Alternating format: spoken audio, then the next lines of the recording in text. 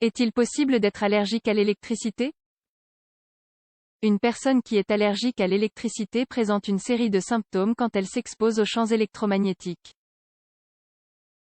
Néanmoins, la science n'a pas encore établi si cela peut être catalogué en tant qu'allergie ou en tant que pathologie similaire.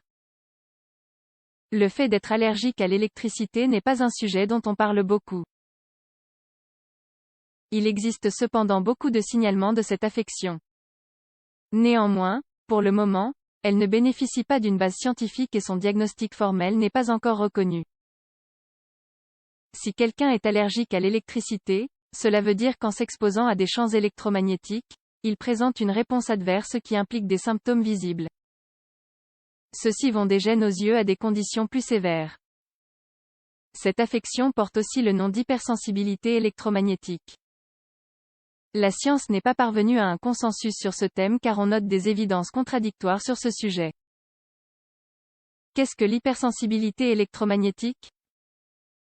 Être allergique à l'électricité, ou souffrir d'hypersensibilité électromagnétique, se définit, en principe, comme une intolérance aux champs électromagnétiques. Si une personne avec cette affection s'expose à ces derniers, elle présentera une série de symptômes qui coïncident en grande partie avec ceux d'une allergie. Les champs électromagnétiques se constituent à partir des radiations qui émanent des lignes à haute tension, des téléphones portables, des électroménagers et des réseaux Wi-Fi. En théorie, si une personne est allergique à l'électricité et s'expose à de tels champs, elle présentera un mal-être physique et émotionnel. Il n'existe pas d'évidence scientifique qui corrobore l'existence de cette affection. Certaines études ont démontré que les personnes qui se plaignent de ce problème présentent des symptômes face à des champs électromagnétiques réels, mais aussi face à des champs simulés. La Commission européenne a publié un rapport sur ce sujet en 2015. Elle y signale qu'il n'existe pas de preuves indiquant qu'une personne puisse être allergique à l'électricité ou que l'hypersensibilité électromagnétique existe. Davantage d'études doivent être réalisées sur ce thème. Être allergique à l'électricité, symptômes. Un groupe important de médecins et de scientifiques pense que, dans de tels cas, le principe de précaution doit s'appliquer. Il signale que, dans des situations où il n'y a pas de preuves concluantes allant dans un sens ou un autre, le mieux est d'admettre l'existence de l'affection et d'agir en conséquence. Selon les données disponibles, et non corroborées, l'hypersensibilité électromagnétique provoque une fatigue chronique, des maux de tête récurrents, des nausées, de la nervosité, de la tachycardie, une réduction de la concentration, une insomnie et d'autres symptômes similaires. Par ailleurs, on signale que la symptomatologie d'une personne qui est allergique à l'électricité comprend 3 étapes. Première phase.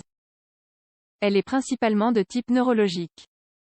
Elle inclut des manifestations telles que des maux de tête, des bourdonnements dans les oreilles, des engourdissements et des fourmillements, des vertiges, des difficultés de concentration, des altérations digestives, des tachycardies et autres.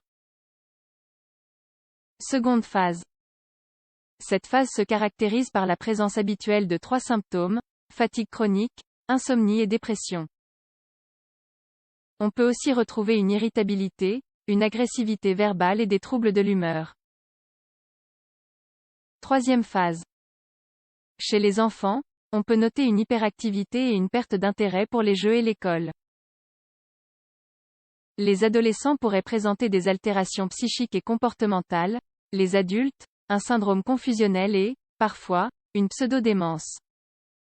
Un aspect important que l'on doit prendre en compte est que les symptômes reviennent quand il y a une exposition aux champs électromagnétiques, mais qu'ils deviennent plus légers si celle-ci est limitée. Apparemment, cette affection augmente de façon lente. Elle a des effets plus psychiques chez les enfants, et plus neurodégénératifs chez les adultes. Existe-t-il un traitement pour l'hypersensibilité électromagnétique? Étant donné que l'hypersensibilité électromagnétique n'est pas une pathologie formellement reconnue, il n'y a pas de traitement pour cette dernière. Les experts admettant que l'on peut être allergique à l'électricité signalent que cela peut répondre à une faiblesse du système immunitaire ou à une vulnérabilité particulière face à l'électromagnétisme. Les rapports de cas indiquent que cette affection augmente de manière progressive. Les recommandations à suivre incluent donc quelques changements dans les habitudes, comme Aérer la maison tous les jours pendant 15 minutes. Remplacer les réseaux Wi-Fi par des connexions par câble. Remplacer les téléphones portables par des téléphones fixes. Faire appel au service d'un spécialiste pour détecter quelles sont les principales sources de radiation à la maison. Cela permettrait d'effectuer des changements afin de réduire l'exposition de la personne touchée. Utiliser des vêtements avec des fibres naturelles, comme du coton ou de la laine. Les matériaux synthétiques favorisent l'électricité statique et ne sont donc pas recommandés.